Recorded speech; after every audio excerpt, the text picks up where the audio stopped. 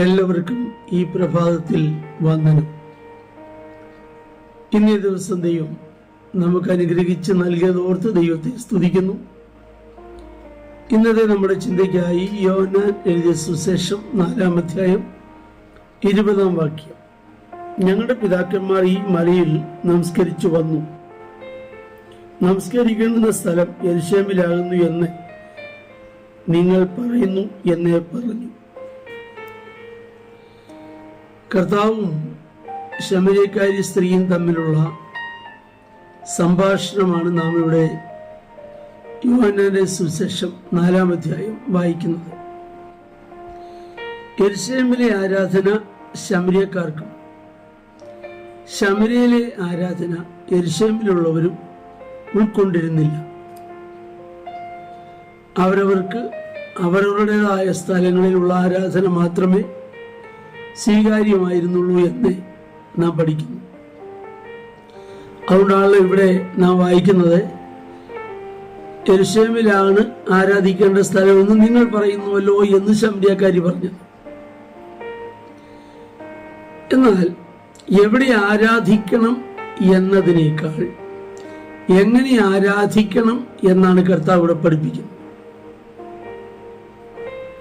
ആരാധിക്കുന്നത് മലയിലോ കുന്നുകളോ പ്രത്യേക സ്ഥലങ്ങളോ എന്നതിനേക്കാൾ എങ്ങനെ ആരാധിക്കണമെന്നാണ് കർത്താവ് ഇവിടെ പഠിപ്പിക്കുന്നതായി നാം മനസ്സിലാക്കുന്നത്.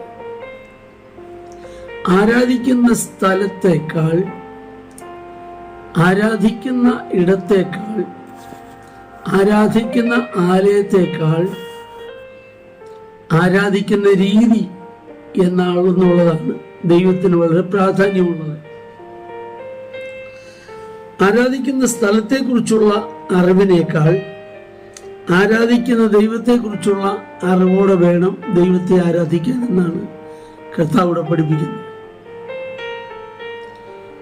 ഇന്ന് ആരാധനാ സ്ഥലത്തെക്കുറിച്ചുള്ള തർക്കങ്ങളും വാദങ്ങളും സംസാരങ്ങളും അപ്പോൾ തന്നെ അവകാശവാദങ്ങളൊക്കെ നടക്കുന്നുണ്ട്. ഇതൊന്നും ദൈവത്തിനൊരു വിഷയമായി തീരുന്നില്ല. 2-3 പേർ എന്റെ നാമത്തിൽ കൂടുന്ന ഇടത്തൊക്കെയും ഞാൻ അവിടെ നടുവിലുണ്ടെന്ന് കർത്താവ് പറഞ്ഞു. ഇപ്പൊ 2-3 പേർ കൂടുന്ന ഇടത്ത്, അതെവിടെയായിരുന്നാലും അവിടെ അവരുടെ മധ്യേ വെളിപ്പെടുന്ന ദൈവം. അത് ഇന്നടത്തായിരിക്കണമെന്നോ ഇന്ന ദിക്കിലായിരിക്കണമെന്നോ ഇന്ന ദിശയിലായിരിക്കണമെന്നോ ഒന്നും തിരുവെഴുത്ത് പഠിപ്പിക്കുന്നില്ല എന്ന് നാം മനസ്സിലാക്കണം. അപ്പോൾ ആരാധിക്കുന്ന ഇടത്തേക്കാൾ ആരാധന എങ്ങനെയായിരിക്കണമെന്ന് പഠിപ്പിച്ച കർത്താവ് പറഞ്ഞൊരു കാര്യം, മലയിൽ ആരാധിക്കുന്നതിനേക്കാൾ മനസ്സോടെ ആരാധിക്കുന്നതാണ് നല്ലതെന്ന് യേശു പഠിപ്പിച്ചു. ഒന്നുകൂടി പറഞ്ഞാൽ, മലയിൽ ആരാധിക്കുന്നതിനേക്കാൾ മനസ്സോടെ, അല്ല മനസ്സ് തുറന്നുള്ള ആരാധനയിൽ ദൈവം പ്രസാദിക്കുന്നു എന്ന് നാം മനസ്സിലാക്കണം. ഇന്ന് ലോകത്ത് പലവിധ ആരാധനക്കാരുണ്ട്. ട്രഡീഷണൽ വർഷിപ്പേഴ്സ് ഉണ്ട്, പാരമ്പര്യ ആരാധനക്കാർ. അവർ മുറുകെ പിടിച്ചിരിക്കുന്ന ചില പാരമ്പര്യമുണ്ട്. എന്നാൽ ഇതിനെ അപ്പോസ്തലനായ പത്രോസ് വ്യക്തമായി വിമർശിച്ചിട്ടുണ്ട്. പത്രോസ് പറയുന്നു, വ്യർത്ഥവും പിതൃപാരമ്പര്യവുമായ നിങ്ങളുടെ നടപ്പിൽ നിന്നും. അപ്പോൾ പിതൃപാരമ്പര്യവും വ്യർത്ഥവുമായ നടപ്പിൽ നമ്മെ വീണ്ടെടുത്തത് വെള്ളി പൊന്നു മുതലായ അഴിഞ്ഞു പോകുന്ന വസ്തുക്കളെ കൊണ്ടല്ല,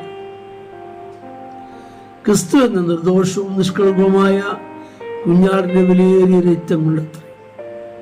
അപ്പോൾ പാരമ്പര്യത്തിനും പത്രോസ് വില കൽപ്പിച്ചിട്ടില്ല. ഒന്നാമത് ട്രഡീഷണൽ വർഷിപ്പേഴ്സ് ആണ്, പാരമ്പര്യ ആരാധനക്കാർ. മറ്റൊന്ന് പ്രൈസ് ആൻഡ് വർഷിപ്പ്.